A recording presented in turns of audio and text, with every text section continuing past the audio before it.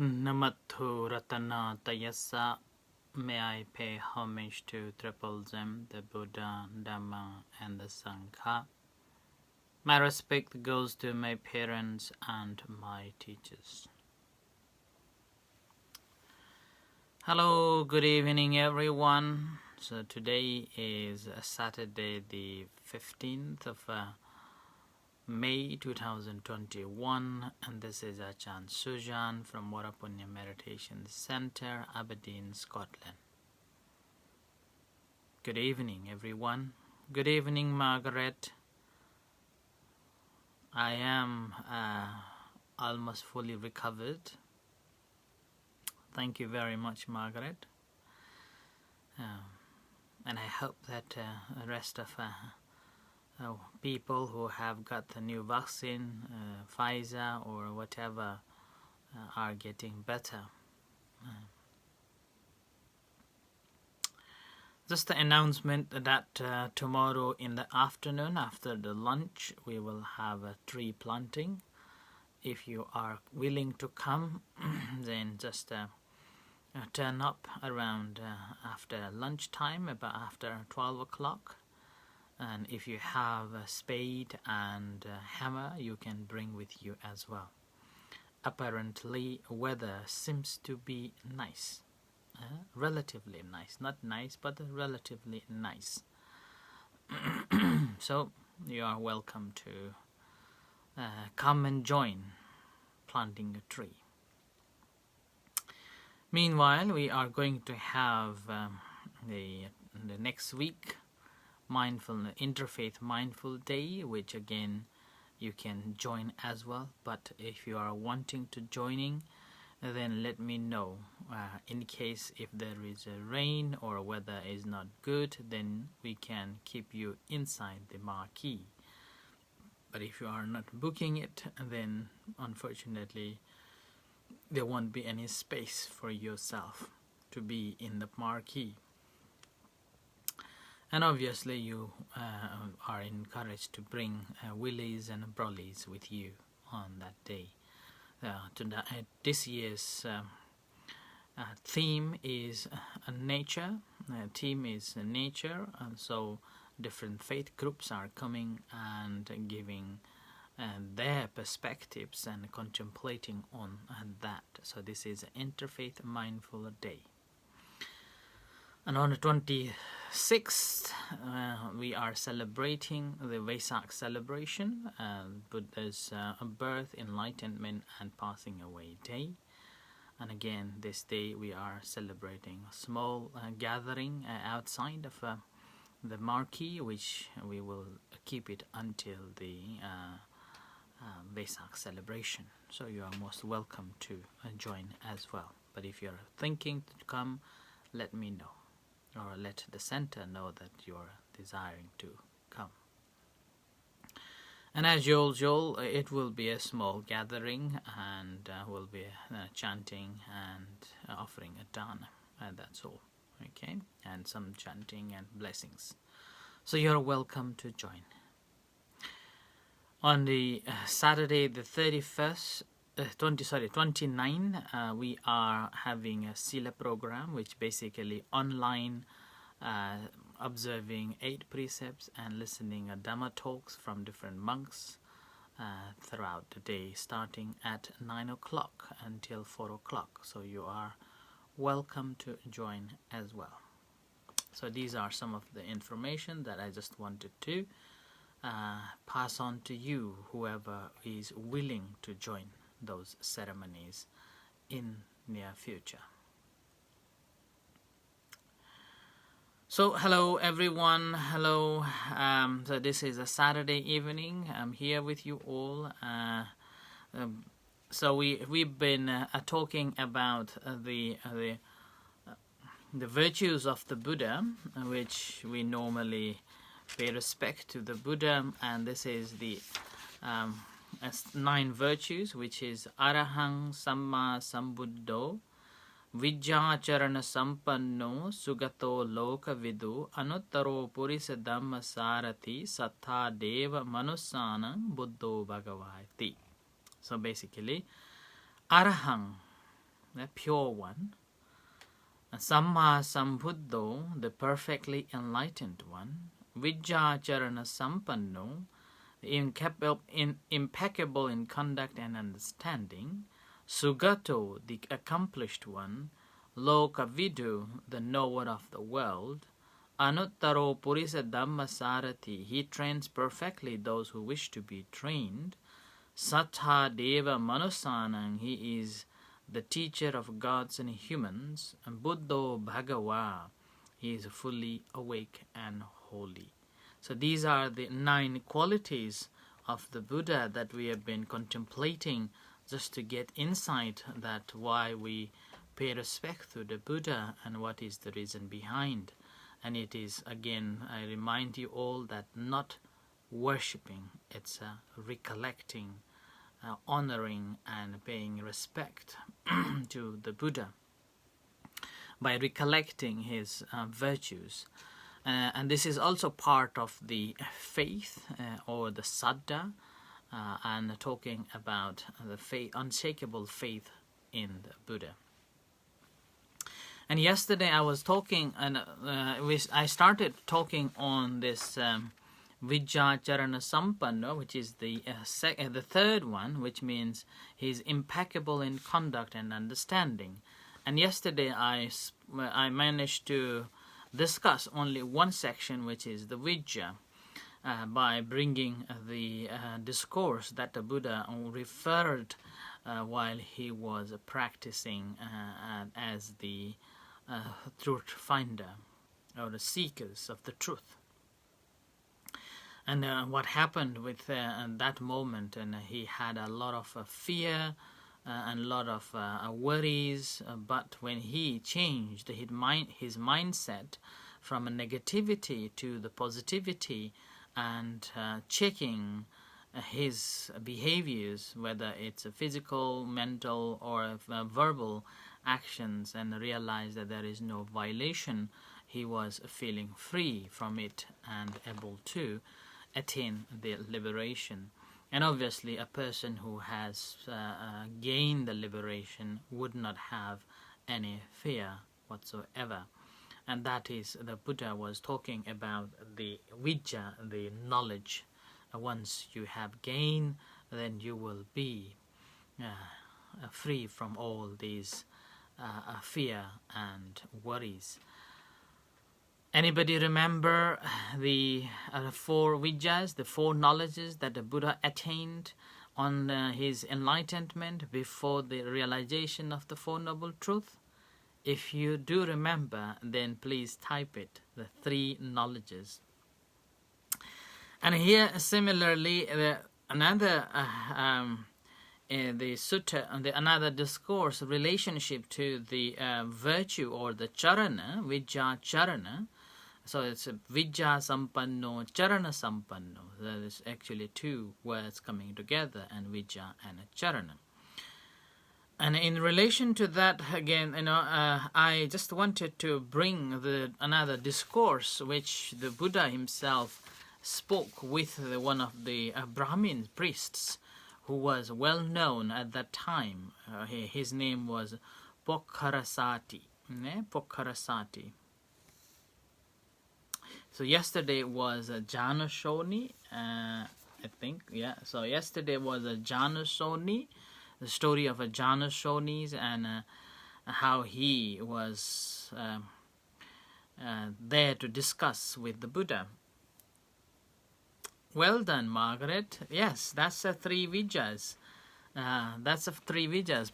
Knowledge about the previous lives, and then knowledge about sentient beings dying and reborning, and then the destruction of all the defilements. And that's how the moment when Buddha was able to abandon or eliminate all the defilements, he was able to attain the Four Noble Truths. So well done. Anish, you're also well done. So Pubbe Nivasanu Satijana. So that is the previous lives, knowledge of a previous lives. Well done. So that's the vijja, so knowledge about it.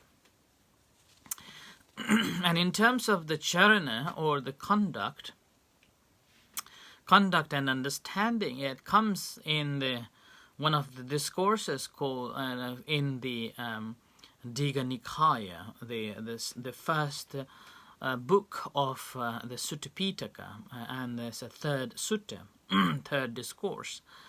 And in that third discourse, which is known as Ambalatta Sutta, what it is that in the Kosala country, at that time Pasendi was the king, and he had appointed one Brahmin. His name was Pokara-Sati. And the Pokara-Sati was very famous and very well known, and he was very educated. And he had a very well educated student whose name was Ambatta. Yeah, Ambatta. Yes, Anish, that's Asa Vakaya Jnana is the third vijja, third knowledge that's Buddha attained. So this Ambatta were after the Pokara-Sati, the head of the advisor in terms of the religious advisor to the king Pasendi Koson, he happened to heard that the Buddha, who was on traveling,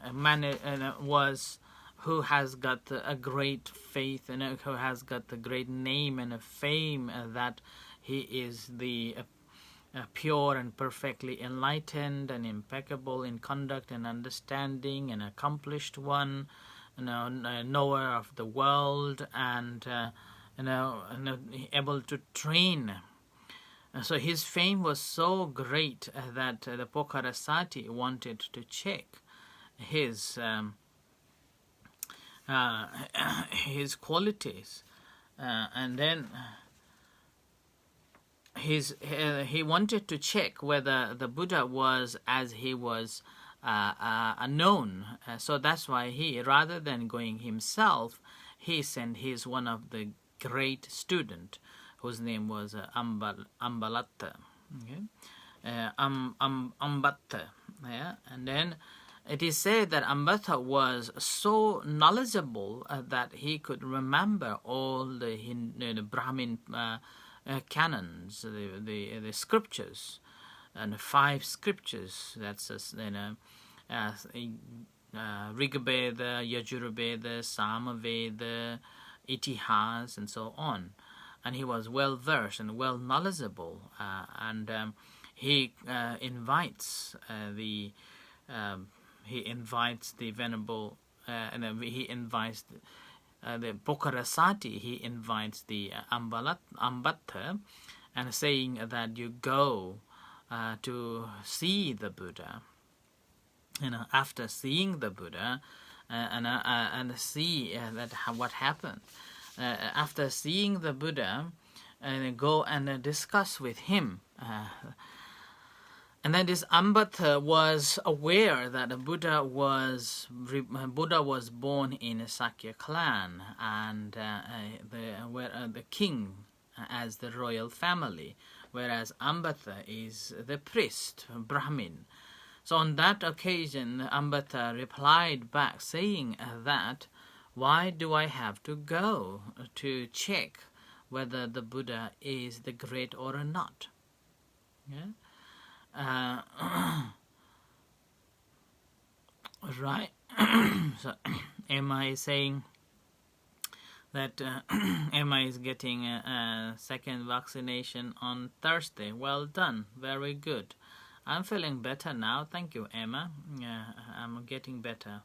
And I think I am fully recovered, apart from a little sore my hand and a little heaviness, but the rest is fine. Thank you for asking, and also good luck with your next vaccination. And this the story is like Ambatta, the student, asks that, why do I have to go and check the Buddha's qualities? And then the Pokara told him, saying that it is because it is said that the Buddha is the one who has got the 32 charms or perfectness. So he wanted to check it. So Ambata went on, and then after went to the temple where the Buddha was residing, but he didn't know where the Buddha was, so he asked the venerable monks and saying that, where is the Buddha? So then the venerable monks told him that, the hut the hut is closed. So on approaching, you make a verbal sound, a coughing, and then knock a door, and the Buddha will appear. So the Ambata also did so, and I think this is another reason why in a Buddhist tradition, whenever you are closer to anyone's room, you will cough, and then you will knock a door. So you may give a signal, and that's how you will open the door. And after the Buddha opened the door, Ambata went in and was asking and talking to the Buddha, sometimes sitting, sometimes lying, sometimes standing. And it wasn't nice and no manners. So the Buddha asks back, saying that, oh, Ambata, is it how you were taught to speak with someone who is a senior, that you're supposed to be standing, walking, and lying and asking? And then Ambata replied back saying that no. And then the Buddha said that you have got so much knowledge and yet you don't have any manners. And so Buddha straight away told him off by saying it. And then this Ambata became very angry, saying that, and then he began to bring all those previous memories of his experience with the Buddha's clan. So he began to kind of riffraff, saying this and saying that, and then with that he began to demonize the Buddha's ethnicity and the Buddha's clan, saying that it's more than the untouchables, those who are serving the Brahmins, and like that. And Buddha simply asked, why are you telling all the Sakya clans as very low and servers and like servants? And then it goes on. The Ambata began to speak in different ways, saying that the Buddha's clan is so and so. And Buddha, rather than getting angry, the Buddha wanted to teach him the lesson. So Buddha simply said that, did you know that which clan you're from? And then Buddha said that you were a clan from a slave of my great-grandfather. And that's how gradually you are descendant. And because you're lucky enough that one of your great-grandfather, he became an ascetic and got married with, and then how you got to the Brahmin, and that's how you got into a Brahmin priest. And further on, Buddha compared, saying that, and again, this is about the caste system and ethnicity, and basically it's like trying to judge which clan is better, or which ethnicity is higher, or which ancestry is great, and so on. So then Buddha was simply saying that, suppose you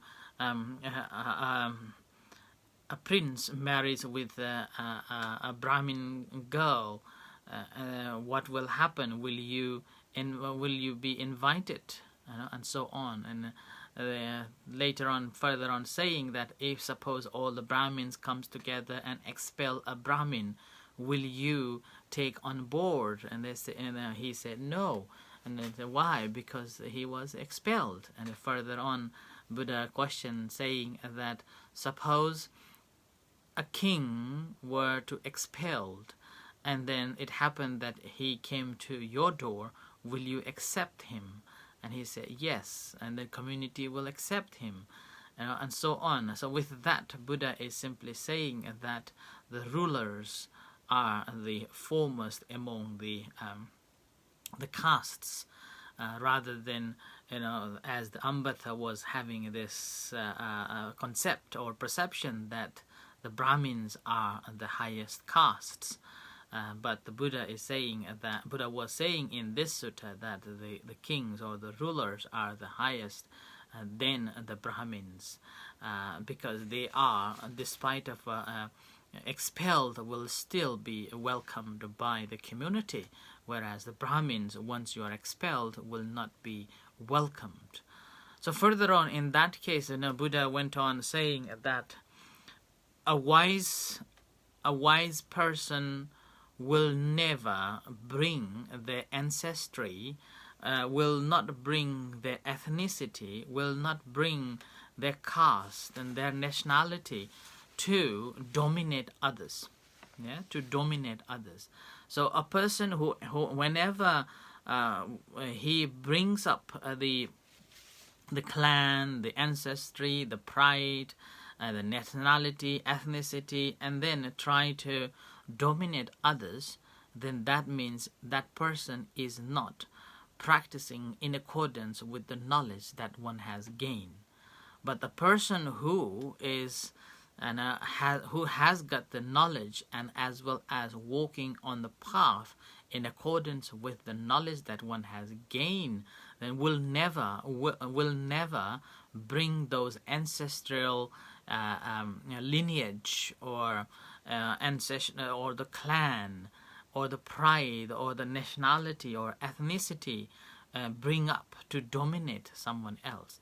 And a person who does dominate by bringing that I was such and such clan, or my ancestor and such, I am this nationality, this ethnicity, that ethnicity, and try to dominate others, then doesn't matter how well educated you are, doesn't matter where you get the education from, still known as the low class, because you haven't applied, you haven't put the knowledge into your conduct. So that's why Buddha was simply saying that Buddha will never do that, and Buddha's disciples try not to do it, and a person who has gained the enlightenment will never bring those ancestral history and clan and nationality, ethnicity to dominate anybody else. And to gain anyone else. So that's why a person who is who speaks as he practices will have certain qualities in their minds, and such as the sila, one will be practicing in accordance with the precepts, at least for 5 precepts. Anyone remember 5 precepts?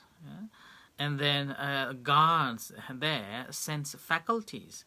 So basically, they will be guarding their sense faculties, the eye, the ear, the nose, tongue, and body, and the mind. And then meanwhile, they will be very, very moderate in the eatings. And then they will not waste any time thinking about this or that. And meanwhile, they will have a great faith and a confidence in every action that one is having. Will have this feeling of a shameful, and if he is going to do bad things, and he will basically be very energetic in terms of accumulation of merits and dealing with that. So basically, having a good conduct and a flawless conduct, and ethically, he will be always mindful and always aware of things that one is performing. And that's how one is accomplished. So in that way, because of those good qualities, the Buddha was known as a sampanno, means a person who knows things what should be known. in a complete format. So that's why Buddha is known as sampanno. No killing, no stealing, no sexual misconduct, no lying, no intoxication. Well done, Margaret. That's the 5 precepts. Perfect. So a person who is practicing in accordance with it, and then says and teaches and encourages others to follow that, that basically means a person who is impeccable in conduct and understanding. So he won't compromise with that. He will be accomplished and with a clear knowledge and excellent conduct. So the summary will be: he speaks as he does, and he will do as he speaks. And that is the main reason why we are paying respect to the Buddha as a symbol that we are training to be in that way, not bringing all our ancestral history or a clan or the nationality or a pride or conceit and then trying to dominate others, but rather practicing a sila, getting calmness of the mind, and through that we are channeling to understand the true reality, understanding the things as they truly are. And that's how one will be accomplished with this principle of vijja, carana, sampanno. And that's why Buddha was known as a person who has this quality. He speaks only what he practices, and he practices as he speaks. So with this, I end here for tonight's reflection. May you all be well and happy. Take care of yourself, and in a few moments' time, we are going to have evening chanting and guided meditation. You're most welcome to join with us. Until then, good night and bless you. Take care. See you shortly. Sadhu.